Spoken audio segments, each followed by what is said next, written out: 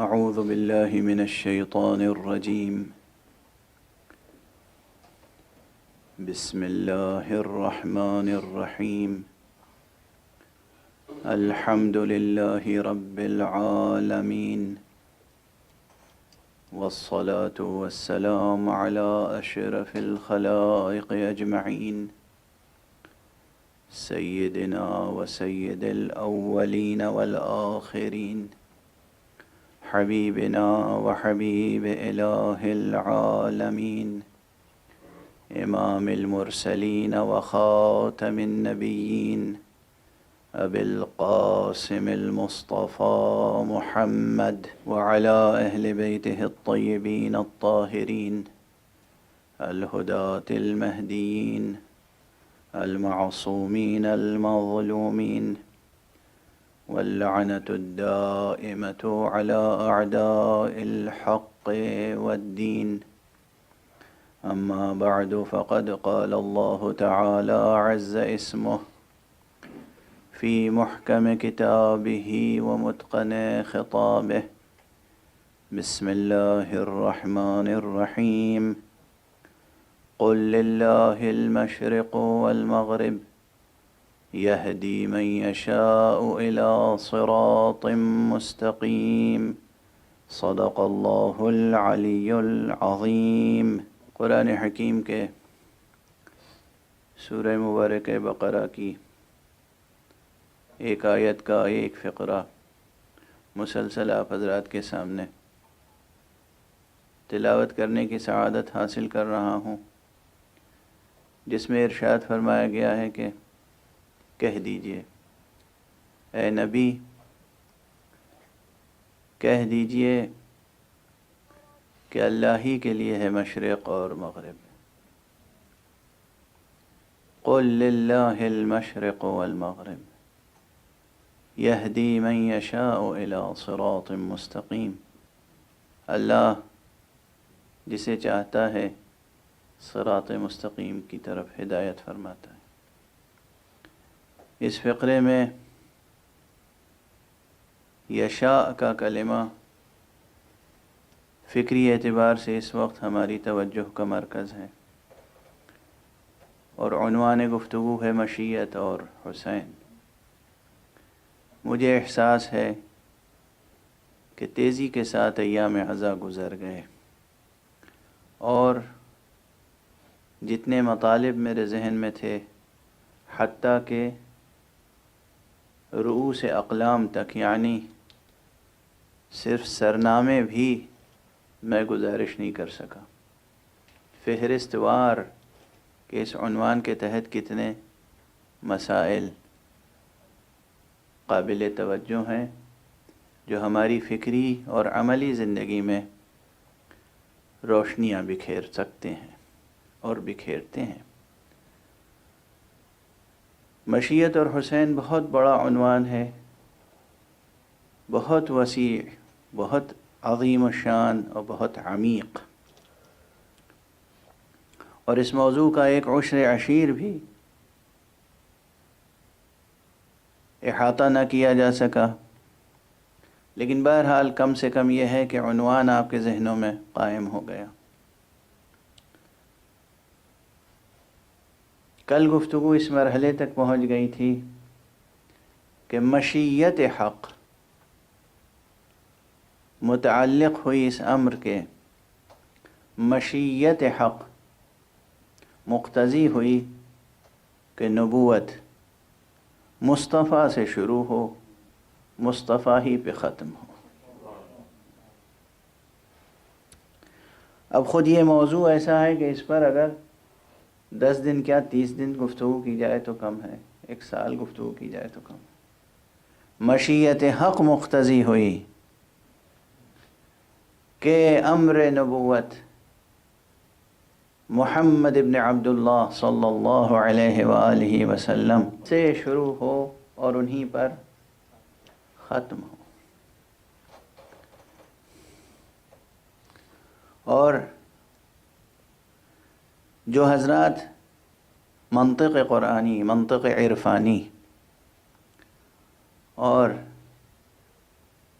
حقیقت وجدانی سے متعارف ہیں، وہ جانتے ہیں کہ جس طریقے سے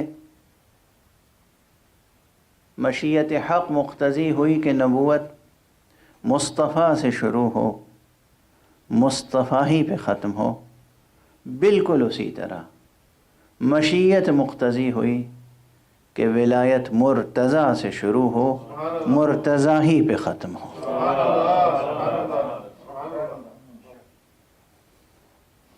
اب یہ ایک دوسرا عنوان ہے جس پر مہینوں یا برسوں گفتگو کرتے رہیے، حقائق کی روشنی میں، دلائل کی روشنی میں، قرآن و حدیث نبوی کی روشنی میں، تو گفتگو پھیلتی چلی جائے گی، اور جیسے جیسے گفتگو پھیلتی چلی جائے گی روشنی پھیلتی چلی جائے گی۔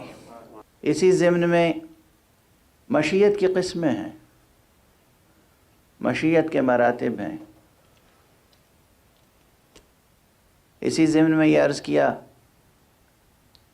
کہ حق سبحانہ و تعالیٰ کی مشیت جب متعلق ہوتی ہے کسی کے، اور وہ اس کو ملک و اقتدار بخشتا ہے، تو یہ اقتدار کوئی معمولی اقتدار نہیں ہوتا۔ اپنی کوششوں سے، سیاسی کوششوں سے یا سیاسی بازی گری سے یا جنگ و جدل سے کام لے کر، ظلم و ستم سے کام لے کر، قہر و غلبے سے کام لے کر اقتدار تک پہنچنے والے اور ہوتے ہیں، اور مشیت حق سے جن کو اقتدار ملتا ہے وہ صاحبان ولایت کچھ اور ہوتے ہیں۔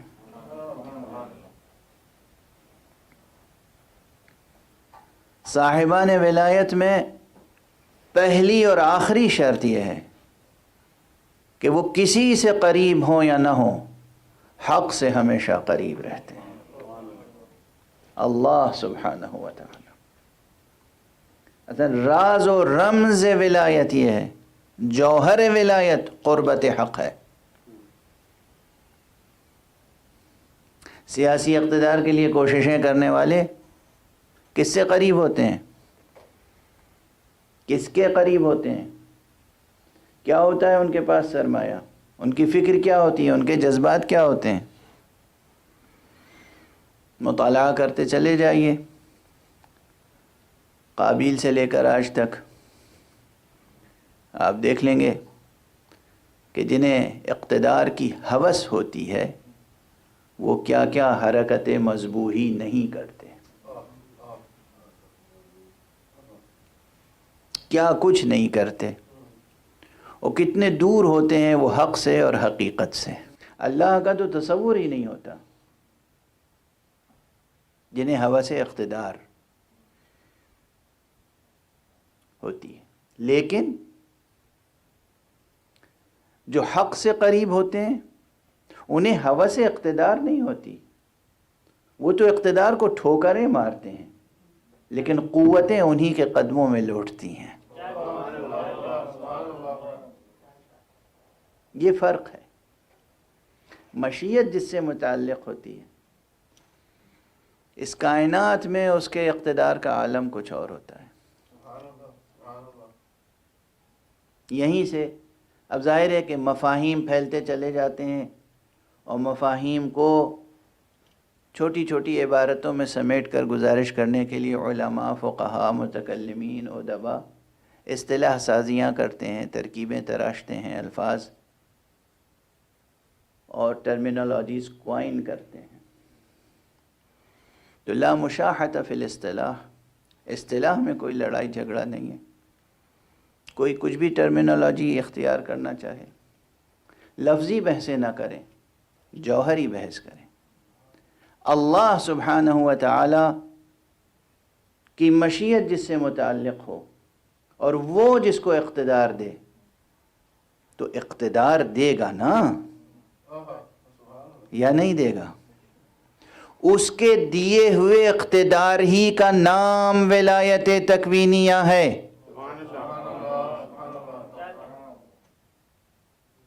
اور جن کے پاس یہ ولایت ہوتی ہے خود وہ ولایت حق ہی میں ہوتے ہیں، شریک باری نہیں ہوتے، کسی بھی اعتبار سے شریک باری نہیں ہوتے۔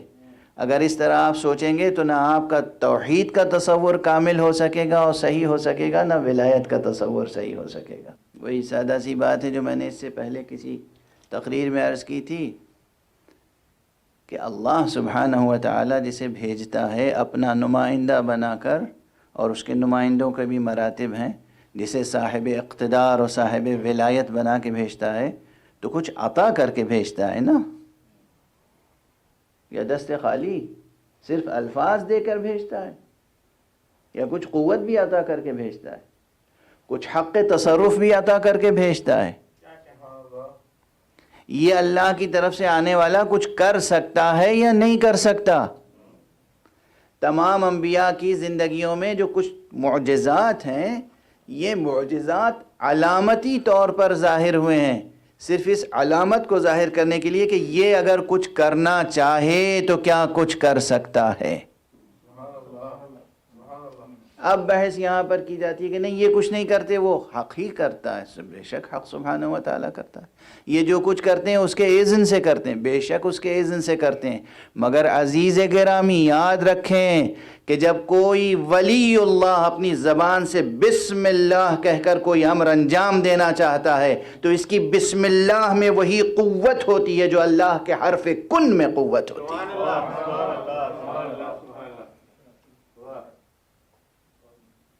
ایک ولی اللہ کا بسم اللہ کن فیکونی قوت رکھتا ہے۔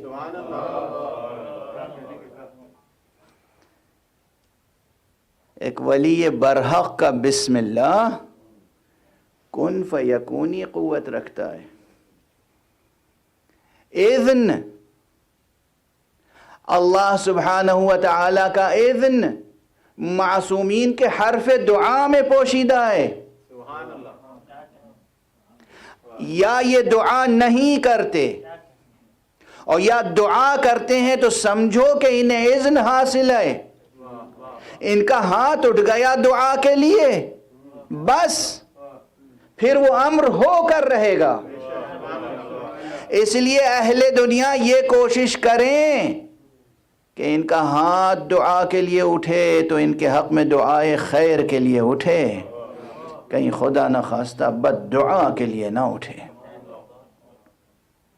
ویسے عموماً جسے کہتے ہیں عام اصطلاح میں کہوں کہ 99.999% اللہ کی طرف سے آنے والے ہمیشہ دعا کرتے ہیں، دشمنوں کے لیے بھی دعا کرتے ہیں، دشمنوں کے لیے بھی دعا کرتے ہیں۔ لیکن کبھی اگر کوئی ایک موقع مل جائے کہیں پر، آپ کو ہے ایسی مثال کے طور پر، عبرت کے لیے، نصیحت کے لیے، موعظت کے لیے، تنبیہ کے لیے، انذار کے لیے، تذکیر و تنذیر کے لیے، ایسے مواقع ہیں تاریخ میں کہ جہاں کسی معصوم نے بد دعا کی ہے اور وہ بد دعا بھی فوراً قبول ہوئی ہے۔ تو یہ دعا اور بد دعا جو ہے معصوم کی یا حجت خدا کی یا نبی مرسل کی یا ولی برحق کی، یہ خود اذن الہی کی حامل ہوتی ہے۔ یہ ہم اور آپ ہیں کہ ہماری دعا سے اذن الہی سے بہت فاصلہ ہوتا ہے۔ وہ اللہ کی طرف سے آنے والے بندے ہیں کہ ان کی دعا اور اذن الہی توأم ہے، توأم ہے۔ یہ سب، یہ ایک ایک جملے، یہ سب قابل بحث ہیں، یہ سب رؤوس مطالب ہیں، یہ سب عناوین ہیں۔ ان تمام عناوین کے تحت کوٹیشنز کی ضرورت ہے، ریفرنسز کی ضرورت ہے، آیات، روایات، احادیث موجود ہیں۔ میں تو صرف فہرست وار عرض کر رہا ہوں اس وقت۔ مشیت الہی جس سے متعلق ہو جائے اور مشیت الہی کے تقاضے کے تحت حق سبحانہ و تعالی جسے اقتدار عطا فرمائے، اس کی سب سے بڑی مثال تاریخ عالم و آدم میں خود ذات گرامی محمد مصطفیٰ صلی اللہ علیہ وآلہ وسلم، آپ کی نبوت، آپ کی رسالت، آپ کی قائم کی ہوئی ریاست۔ یہ جو ریاست مدینہ کا تصور ہے ہمارے اور آپ کے ذہنوں میں، یہ جو حکومت سرکار رسالت مآب صلی اللہ علیہ وآلہ وسلم قائم ہوئی تھی مدینے میں، حضور صلی اللہ علیہ وآلہ وسلم کی ریاست مدینہ تھی نہیں، آج بھی ہے۔ بس سوچتے رہیں، تھی نہیں، آج بھی ہے، قیامت تک رہنے والی ہے یہ نبوت۔ وہ داؤد و سلیمان کی حکومتیں تھیں جو ختم ہو گئیں، یہ مصطفیٰ کی حکومت ہے، لیکن یہ حکومت وہ حکومت ہے، یہ ولایت وہ ولایت ہے کہ جو انسان مومن، جو مسلم کامل اپنے اختیار سے اس حکومت میں جینا چاہے، اسے اس ولایت مصطفیٰ اور اس حکومت محمدی کے فیضان نصیب رہتے ہیں۔ اس پوری کائنات میں ولایت مصطفیٰ نافذ ہے، ولایت مصطفیٰ تھی نہیں، ہے۔ اسی ولایت مصطفیٰ کا ایک نام آپ ریاست مدینہ کہہ لیں، ولایت مصطفیٰ کہہ لیں، ولایت مرتضیٰ کہہ لیں، یا دولت۔ یہ ترکیب پہلی بار غالباً آپ کی سماعتوں تک پہنچ رہی ہوگی۔ خود یزید کے مقابلے میں آقا حسین جو قیام فرما کے تشریف لائے تھے کربلا، تو آپ نے کوئی حکومت بنائی یا نہیں بنائی یزید کے مقابلے میں؟ کیا خیال ہے آپ کا؟ یزید جیتا یا ہارا؟ یزید جیتا یا ہارا؟ اگر یزید ہارا، اس کے معنی حکومت حسین قائم ہو گئی۔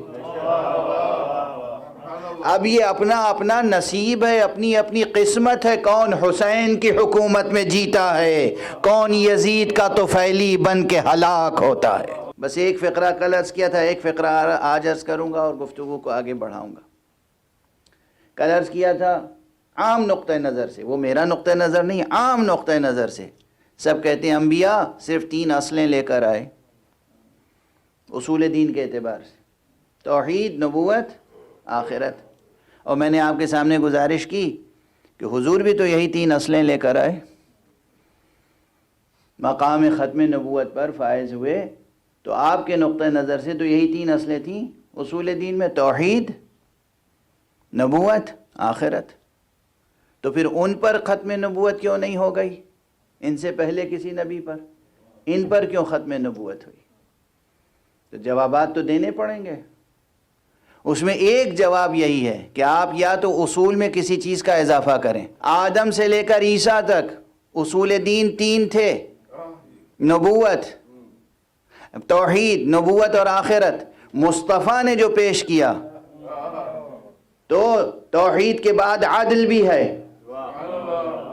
اور نبوت کے بعد امامت بھی ہے، اور آخرت ہے۔ یہ امامت اس لیے ہے تاکہ پیغام نبوت کو قیامت تک کے لیے اس طرح محفوظ رکھا جائے کہ پھر یہ مسخ نہ کر سکے کوئی، اس پیغام میں تحریف نہ ہو سکے، قرآن میں تحریف نہ ہو سکے، متن دین میں تحریف نہ ہو سکے، متن دین میں تحریف نہ ہو سکے۔ اور خدا کا شکر ہے کہ سرکار رسالت مآب ختمی مرتبہ صلی اللہ علیہ وآلہ وسلم جو دین لے کر آئے تھے، وہ دین، اصل متن، وہ آج تک محفوظ ہے اور قیامت تک محفوظ رہنے والا ہے یہ متن۔ مسلمانوں کے تفرقے ہو گئے مگر وہ متن محفوظ ہے، اصول تا فروع، اصول سے لے کر فروع تک۔ اس کی مثالیں پہلے بھی دے چکا ہوں، پھر رسمی طور پر ہو سکتا ہے کوئی شخص ایسا ہو جو پہلی بار میری گفتگو سن رہا ہو تو مثال عرض کر دوں، بالکل عام سطح کی مثال۔ تفرقے تو ہیں مسلمانوں میں، مشہور یہ ہے کہ 72 فرقے ہیں، میں تو سمجھتا ہوں اتنے فرقے ہیں کہ گن نہیں سکتے آپ۔ کبھی کبھی تو محسوس ہوتا ہے کہ جتنے فرد اتنے فرقے، ہر فرد ماشاءاللہ ایک فرقہ بنا ہوا ہے، ہر فرد۔ لیکن اس کے باوجود متن دین کی طرف آئیں، اصل دین، متن دین، جوہر دین، اصول کی منزل میں ہے توحید۔ اور نبوت محمد عربی صلی اللہ علیہ وآلہ وسلم. پوری دنیا میں، پوری کائنات میں جو بھی، ایک جملہ عرض کر رہا ہوں، جو بھی اس دنیا میں ایک خالق کا یقین رکھتا ہے، عقیدہ رکھتا ہے، خالق کا، معبود کا، اللہ کا عقیدہ رکھتا ہے، یقین فرمائیے وہ عادل خدا کا یقین رکھتا ہے، نعوذ باللہ ظالم خدا کا یقین نہیں رکھتا. تو عادل بھی تقریباً ہر ذہن میں راسخ ہے، کوئی بھی شخص ہو، مشرق سے مغرب تک. اور یہ تو میں چیلنج کرتا ہوں کہ مسلمان ہی غیر مسلموں تک چلے جائیے، جو بھی بلیور ہے اور خدا میں، کریٹر میں، گاڈ میں، اللہ میں، ایک خالق میں یقین رکھتا ہے، وہ اسے خالق عادل سمجھتا ہے، خالق ظالم نہیں سمجھتا. تو متکلمین کی دلیلوں کی ضرورت نہیں ہے کہ خدا عادل ہے یا نہیں ہے، زحمت نہ اٹھائیں. ہماری فطرت گواہی دیتی ہے کہ وہ ہے اور عادل ہے. ہماری فطرت گواہی دیتی ہے، انسان کی فطرت گواہی دیتی ہے کہ وہ ہے اور عادل ہے. نبوت مصطفیٰ صلی اللہ علیہ وآلہ وسلم، اس پر بھی تمام مسلمان متحد ہیں. اور یہ بھی عرض کروں کہ علم کلام کی اصطلاحوں اور بحثوں میں مسئلہ امامت کو جتنا بھی پیچیدہ بنایا گیا ہو، لیکن پوری ملت کا کوئی ایک فرد بھی ضرورت امامت کا منکر نہیں ہو سکتا. اجمالاً ضرورت امامت کا منکر کوئی نہیں ہو سکتا. اب یہ اپنا اپنا ذوق ہے، امام عادل چاہیے یا امام ظالم، یہ اپنی اپنی طبیعت پر ہے. آپ امام معصوم کو پسند کرتے ہیں یا امام غیر معصوم کو.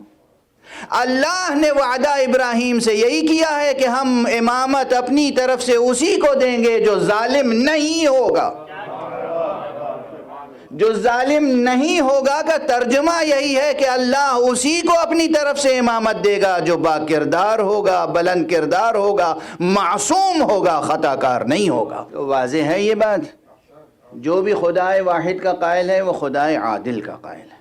نعوذ باللہ، نعوذ باللہ، نعوذ باللہ، ہزار بار نعوذ باللہ، خاکم بدن. کوئی خدائے ظالم و جابر کا قائل نہیں.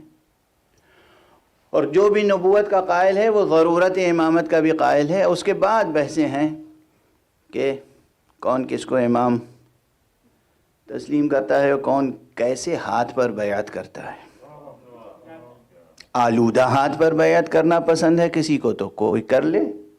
ہم تو اس پاک و پاکیزہ، طاہر و مطہر، معصوم ہاتھ پر بیعت کرتے ہیں جسے اللہ اپنا ہاتھ کہہ سکے،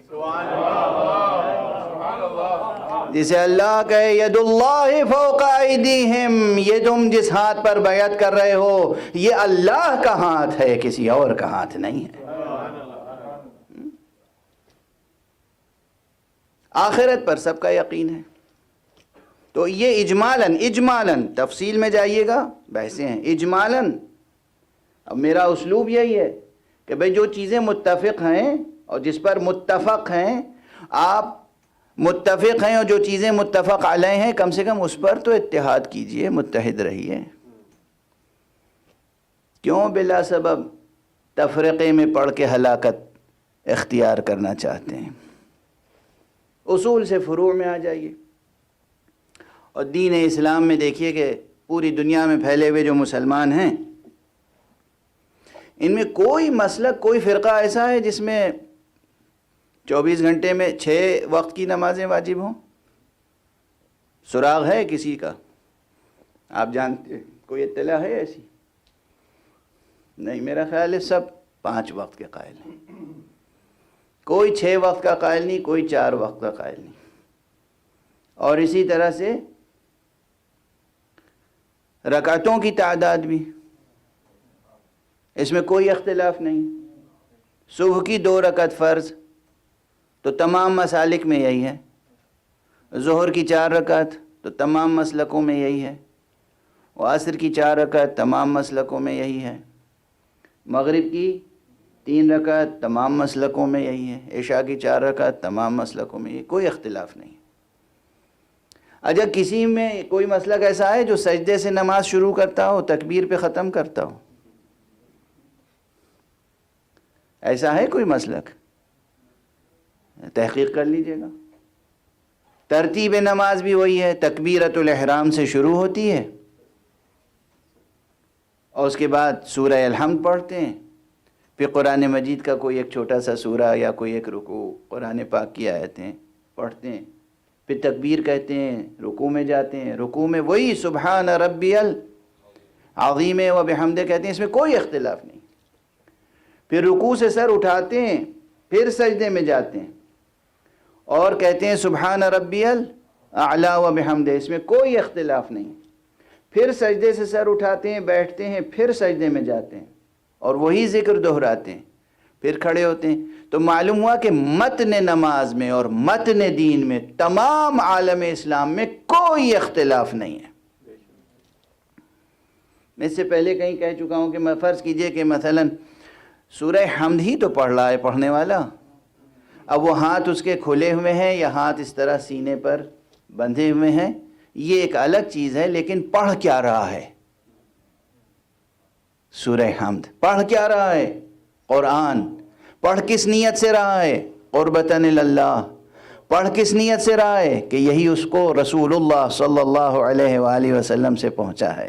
تو اب یہ یاد رکھیے کہ اگر ایک دوسرے کا احترام، عزت کا، نفس کا، خون کا، مال کا احترام پیش نظر ہو تو اتنا حوالہ کافی ہے کہ یہ جو پڑھ رہا ہے نماز، ہاتھ کھول کر پڑھ رہا ہو یا ہاتھ باندھ کے پڑھ رہا ہو، ہے یہ دین مصطفیٰ پر، ہے یہ دین خدا پر، ہے یہ میرے خدا کا کلمہ پڑھنے والا۔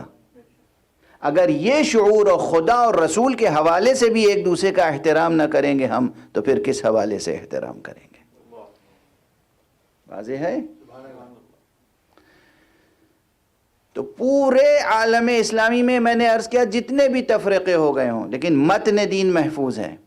نماز کے بعد روزے پہ آ جائیے، سب کے سب روزہ رمضان ہی میں رکھتے ہیں نا، ماہ مبارک رمضان میں سب روزہ رکھتے ہیں۔ کوئی ایسا ہے جو کہتا ہو کہ ہم رمضان میں روزہ نہیں رکھتے، محرم میں روزے رکھتے ہیں یا شوال میں رکھتے ہیں یا کسی اور مہینے میں رکھتے ہیں؟ نہیں۔ حج سب کے سب وہی ذی الحجہ میں حج کرتے ہیں اور وہیں جاتے ہیں خانہ کعبہ۔ مسلمانوں کا کوئی مسلک حج ذی الحجہ کے علاوہ اب کسی اور مہینے میں نہیں کرتا اور حج کے لیے مکہ ہی جاتا ہے، کسی بھی مسلک سے تعلق رکھتا ہوں۔ حج مکہ ہی میں ہوتا ہے، کہیں اور نہیں ہوتا۔ یہ اور بات ہے کہ حج کے بعد زیارت مدینہ سے لے کر زیارت کربلا تک تکمیل حج کا سامان بہت ہے۔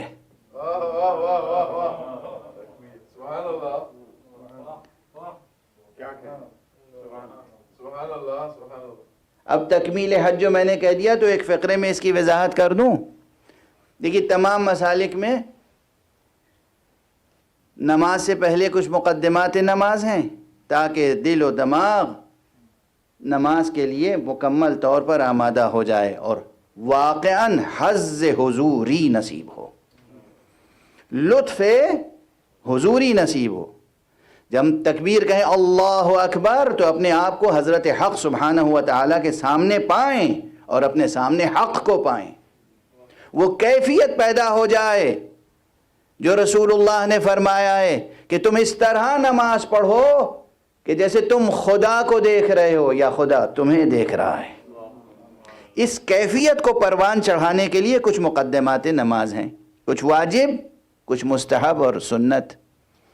وضو ہے، طہارت کے اور آداب ہیں، اذان ہے، اقامت ہے، تکبیرات افتتاحیہ ہیں، اور کچھ اعمال وہ ہیں جو اس کیفیت کو، قرب خدا کی کیفیت، نماز میں جو قرب خدا حاصل ہوا اور جو معراج نصیب ہوئی، ہے نا یہ حدیث، الصلاۃ معراج لکل تقی، نماز ہر متقی کی معراج ہے. مشہور عبارت یہ ہے کہ الصلاۃ معراج المؤمن، نماز مومن کی معراج ہے، لیکن حضور علیہ الصلاۃ والسلام سے جو حدیث مروی ہے وہ ان لفظوں میں ہے الصلاۃ معراج لکل تقی. تو یہ جو معراج نصیب ہوئی، یہ جو شرف قرب نصیب ہوا، اس شرف کو، اس حظ کو، اس کیفیت کو برقرار رکھنے کے لیے نماز پڑھتے ہی فوراً مصلی سے ہٹ نہ جاؤ، تھوڑی دیر مصلی پہ بیٹھو اور ذکر حق میں مشغول رہو. وہ مقدمات کی طرح یہ اعمال کیا ہیں؟ تکمیل نماز کے لیے اسے کہتے ہیں تعقیبات. یہ کیا ہے؟ تعقیبات. یہ تعقیبات ہیں. جس طرح نماز کے لیے، نماز میں حاصل ہونے والے قرب کو، کی کیفیت کو پانے کے لیے اور پھر اس کو باقی رکھنے کے لیے پہلے مقدمات ہیں اور بعد میں تعقیبات، اسی طرح حج بیت اللہ کے لیے میں گزارش کرتا ہوں کہ اس حج کے مقدمات اور تعقیبات ہیں.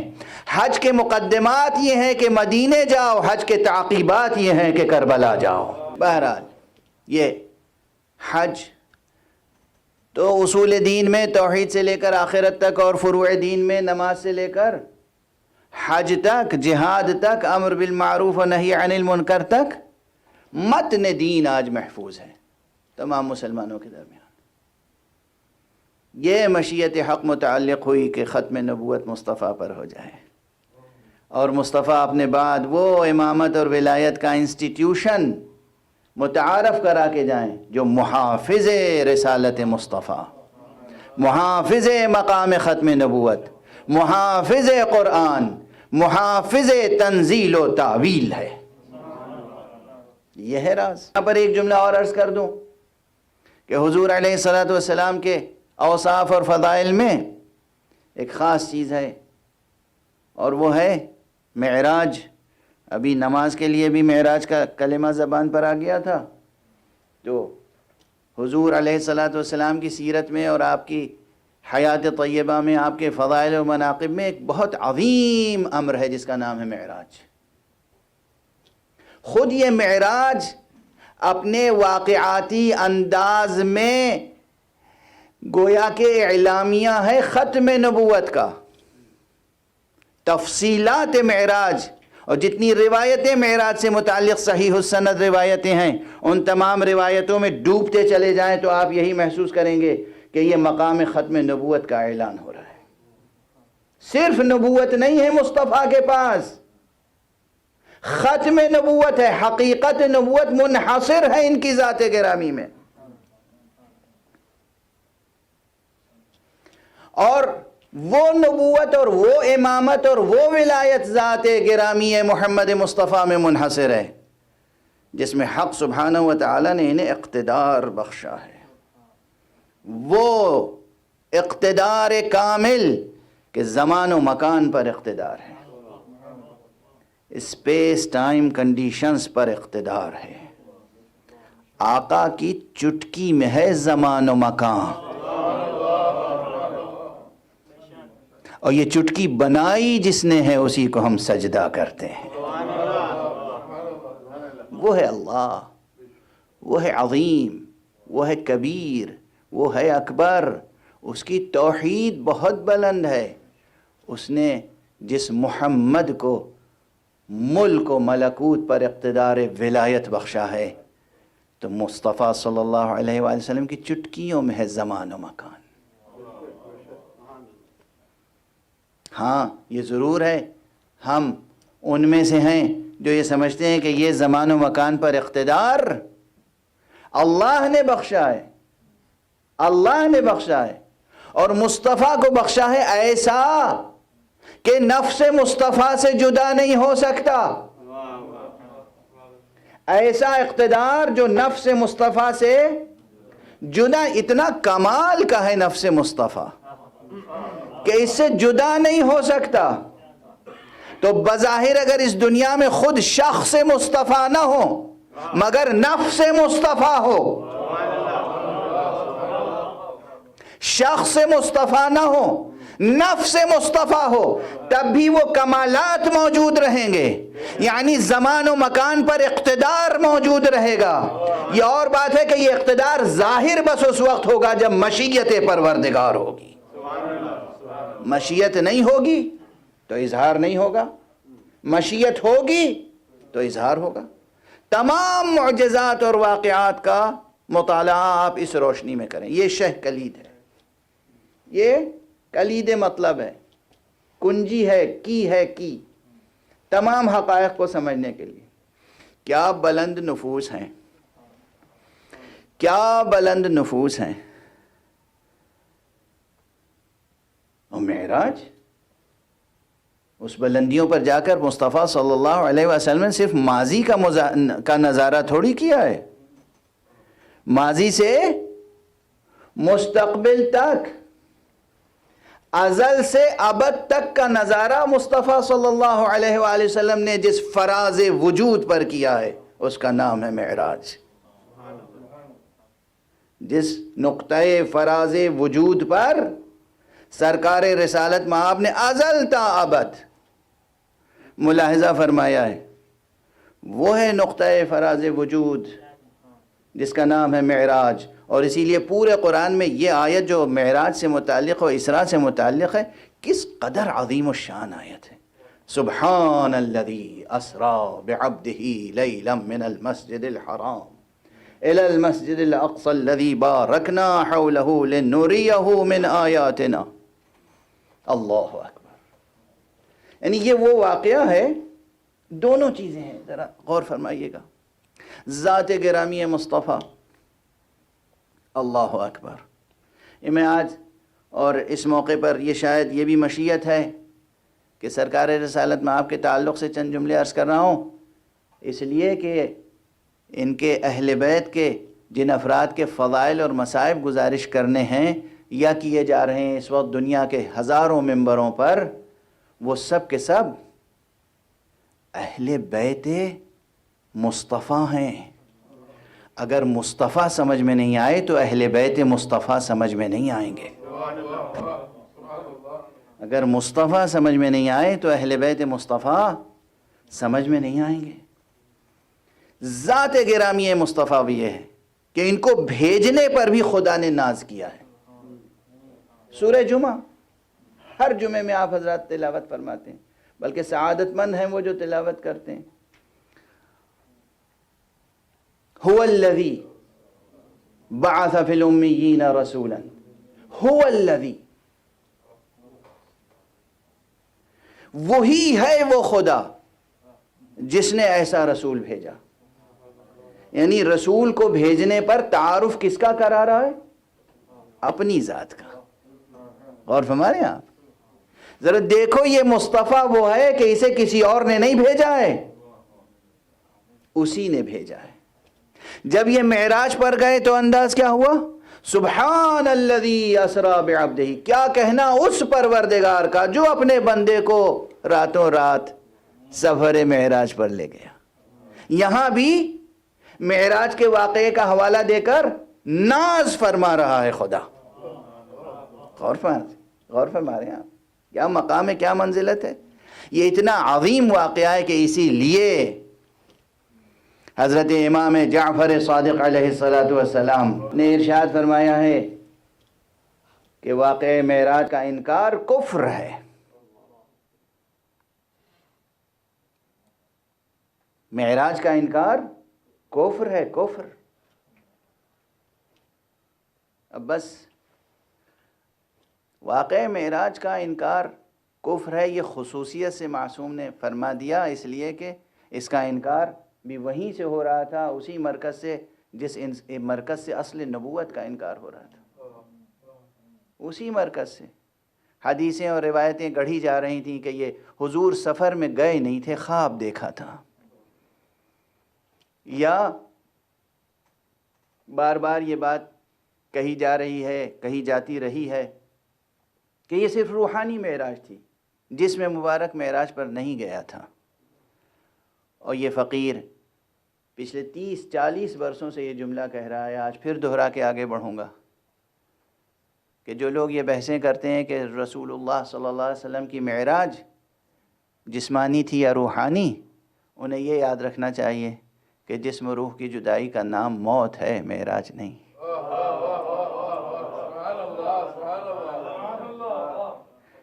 جسم اور روح کی جدائی کا نام موت ہے، معراج نہیں۔ تو آپ کس چیز کو ڈسکس کرنا چاہتے ہیں، موت کو یا معراج کو؟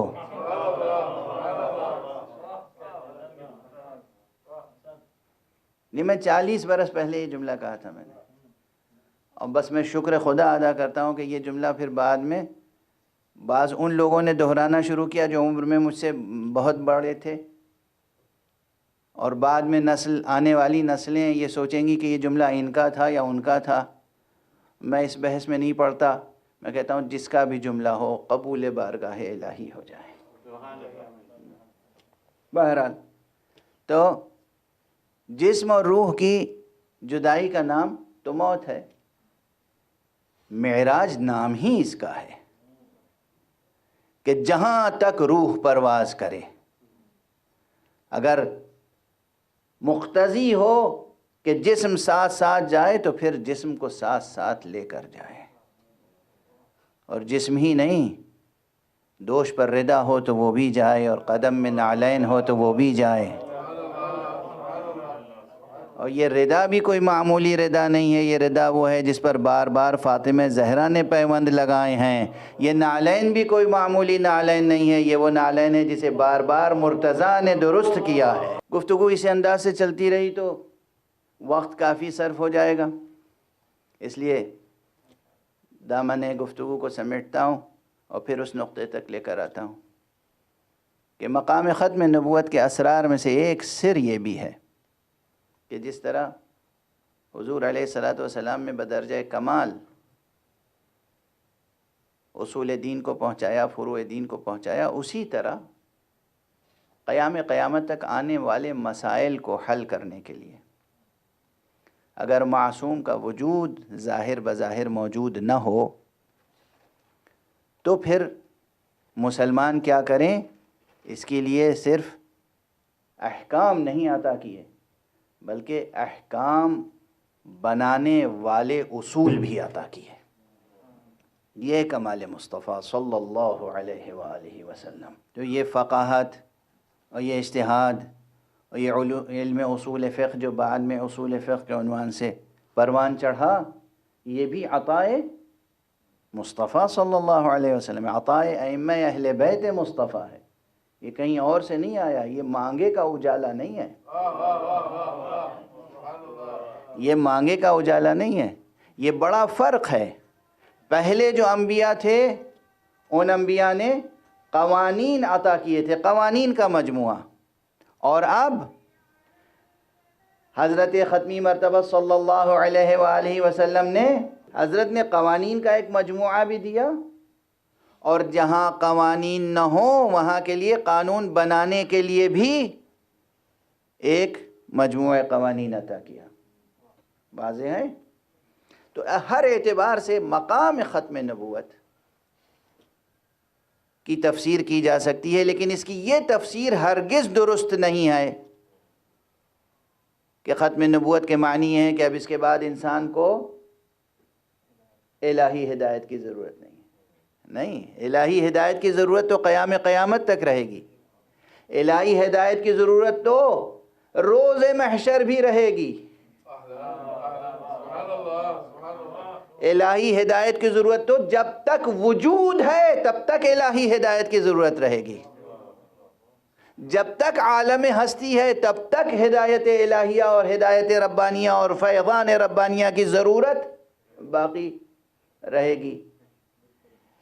لیکن ختم نبوت کے معنی ہے کہ انہوں نے اس کمال تک پہنچا دیا ہے ہدایت کو کہ اب وہ ہدایت انہی کی ذات اور انہی کے مقام سے متصل رہے گی، انہی کی ذات اور انہی کے مقام نبوت سے متصل رہے گی۔ کسی اور مقام سے نبوت درآمد نہیں کی جا سکتی، نبوت کسی اور جہت سے، کسی اور ملک سے، کسی اور سیاسی نظام سے درآمد نہیں کی جا سکتی۔ بس یہاں گفتگو کو روک رہا ہوں۔ اور آج بعض مسلم ممالک میں بعض نام نہاد باطن سے جاہل اور ظاہر میں عالم ہونے کی نمائش کرنے والے دانشوروں کے سبب سے، دیکھیے اصطلاحوں کا رٹ لینا اور عبارتوں کا رٹ لینا کسی کو عالم تھوڑی بنا دیتا ہے۔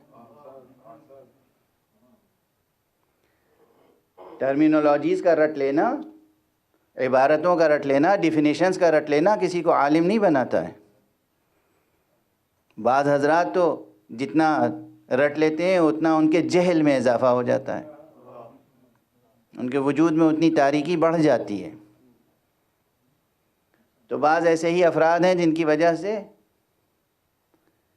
مقام ختم نبوت اور حقیقت ختم نبوت کے متعلق سوالات قائم ہو رہے ہیں، اور جو لوگ وفاداران مقام ختم نبوت ہیں ان سے گزارش کر رہا ہوں حسین کا تذکرہ نہ چھوڑنا۔ ایسے لوگوں کا مسکت جواب ہے حسین کا ذکر، اس لیے کہ تاریخ عالم پر مشیت متعلق ہوئی حسین سے، اس لیے کہ جب تخت شام سے نبوت کا انکار ہو رہا تھا اس وقت حسین بلند ہو گئے۔ میرے ہوتے ہوئے نبوت کا کون انکار کر سکتا ہے؟ میرے ہوتے ہوئے نبوت کا کون انکار کر سکتا ہے؟ تمام مورخین نے لکھا ہے، تمام مورخین نے لکھا ہے کہ باغی شام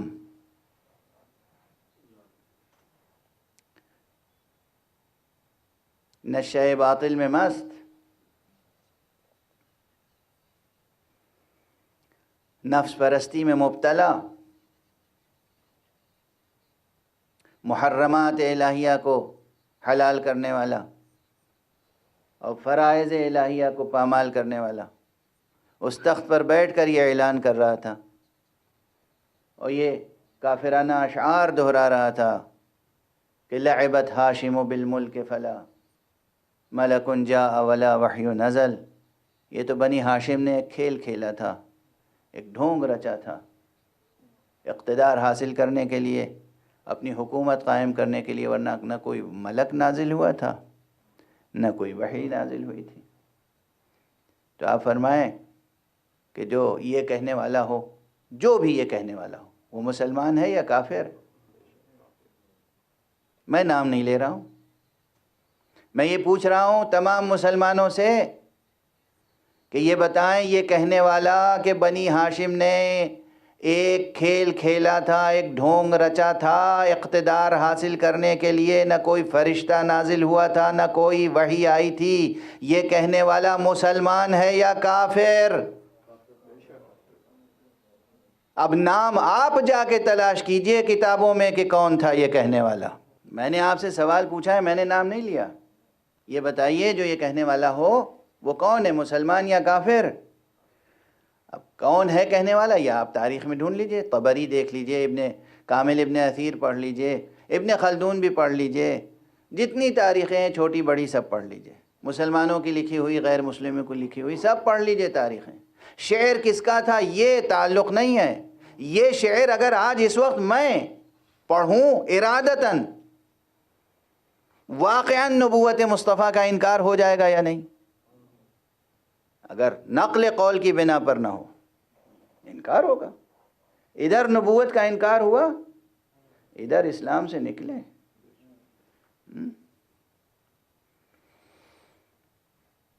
تاریخ کے اس موڑ پر حسین نمودار ہوئے، اور پھر تنہا حسین نے کتنی مہریں لگائی ہیں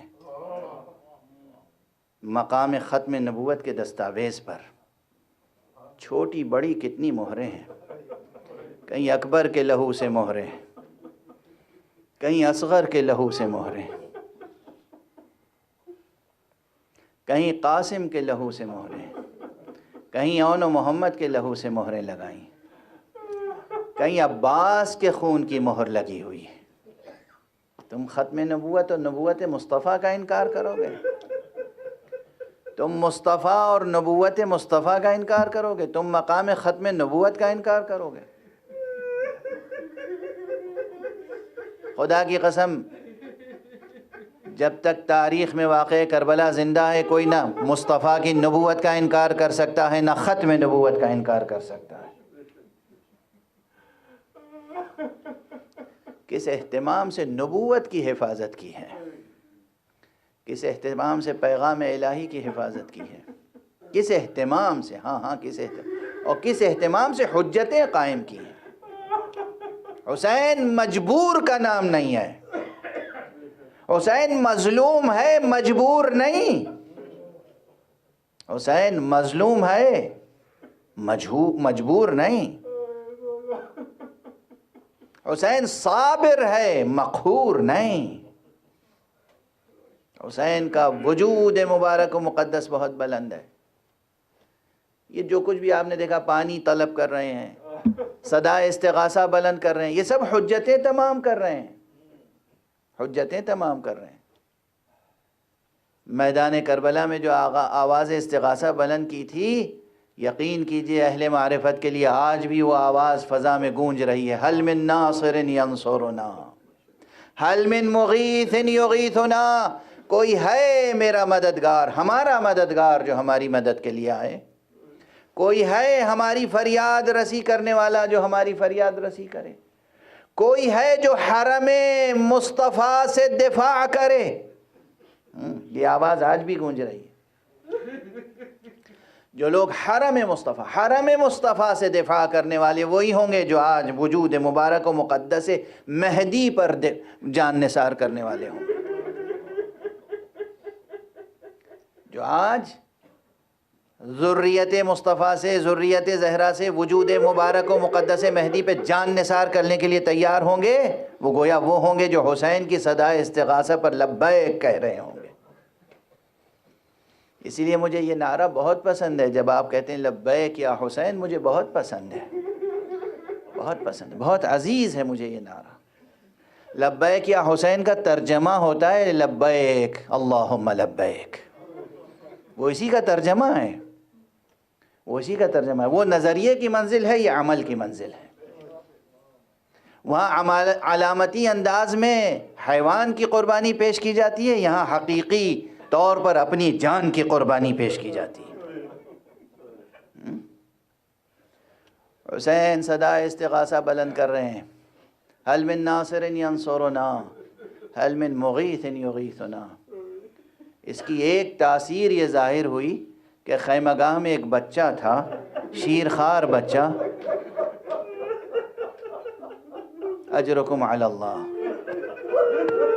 اجرکم علی اللہ، ایک شیرخوار بچہ تھا جو غشی کی کیفیت میں پڑا ہوا تھا، جھولے میں، جس کے ہونٹ خشک ہو چکے تھے، آنکھیں بیٹھی ہوئی تھیں، چہرہ زرد ہو چکا تھا، ماں تو اس کی زندگی سے مایوس ہو چکی تھی، جھولے میں غشی کے عالم میں پڑا ہوا تھا۔ جیسے ہی آقا کی آواز بلند ہوئی، حل من ناصر ینصرنا، بچے نے آنکھیں کھولیں، اور جب دوسری آواز بلند ہوئی، حل من مغیث یغیثنا، بچے نے تڑپ کے خود کو جھولے سے گرا دیا۔ زمین جل رہی تھی، جلدی سے ماں نے اٹھا لیا گود میں، اور خیمہ گاہ سے بیویوں کے رونے کی آواز بلند ہوئی، حسین کے کانوں تک پہنچی تو حسین پلٹ کے تشریف لائے در خیمہ پر۔ ابھی میں زندہ ہوں، گریے کا کیا سبب ہے؟ بیویوں نے گزارش کی، آقا فرزند رسول، جیسے ہی آپ کی صدا استغاثہ بلند ہوئی، ویسے ہی یہ 3 دن سے پیاسا بچہ، یہ شیرخوار بچہ، یہ بیدار ہو گیا، ہوش میں آ گیا، یہ بے چین ہو گیا، اور اس نے خود کو گہوارے سے گرا دیا زمین پر۔ آقا نے ایک مرتبہ ہاتھوں کو بڑھایا، لاؤ میرے لال کو میرے سپرد کر دو۔ میدان کربلا میں لے کر آئے، دشمنوں کے سامنے آخری حجت تمام کر رہے ہیں۔ تمہاری نظر میں اگر میں گنہگار ہوں، قصوروار ہوں، تو یہ بتاؤ دنیا کے کسی قانون میں یہ شیرخوار بچے بھی کہیں گنہگار ہوتے ہیں؟ دیکھو یہ پیاسا ہے، پھر اپنے بچے کی طرف توجہ فرمائی، بیٹا تم حجت خدا کے فرزند ہو، اپنی پیاس کا اعلان خود کر دو، ان پہ حجت تمام کر دو۔ بچے نے ننھا سا چہرہ فوج کی طرف موڑا، سوکھی ہوئی زبان ہونٹوں پہ پھیرائی، اور ادھر فوج میں انقلاب برپا ہوا، ادھر انقلاب کے آثار رونما ہوئے، ادھر شقی نے اس اپنے مشہور تیر انداز کو حکم دیا، اقطع کلام الحسین، حسین کی تقریر منقطع کر دے۔ یہ بچے کا زبان پھرانا نہیں تھا، گویا خطبہ حسینی کی تشریح ہو رہی تھی، یہ خطبہ حسینی کا تسلسل تھا۔ اقطع کلام الحسین، اگر یہ عبارت تاریخ میں درست ہے تو اس کی یہی تفسیر ہو سکتی ہے، دوسری عبارتیں بھی ہیں میری نظر میں ہیں، دوسری تعبیریں بھی ہیں۔ بہرحال تیر آیا اور تیر نے وہ قیامت ڈھائی، سہ شعبہ تیر۔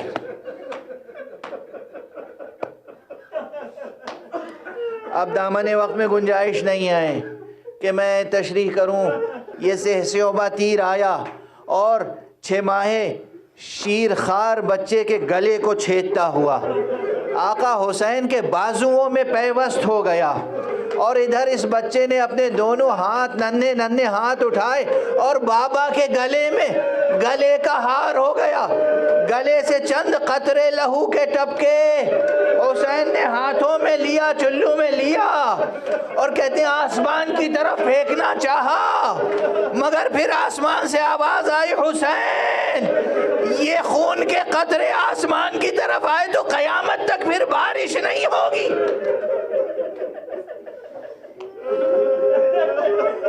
اگر یہ قطرے زمین پر گئے تو قیامت تک کچھ روئیدہ نہیں ہوگا، یہ خون ناحق بہت عظیم خون ہے۔ آقا کیا کرتے، نہ زمین قبول کر رہی ہے نہ آسمان، وہ خون لیا اور بچے سے خطاب کر کے اپنے چہرے پر مل لیا، میرے لال میں اسی طرح خدا کے حضور میں فریاد لے کر پہنچوں گا، اسی طرح میں تمہارے نانا محمد مصطفیٰ کی خدمت میں پہنچوں۔ انا للہ و انا الیہ راجعون، رضا بقضائہ و تسلیما لامرہ۔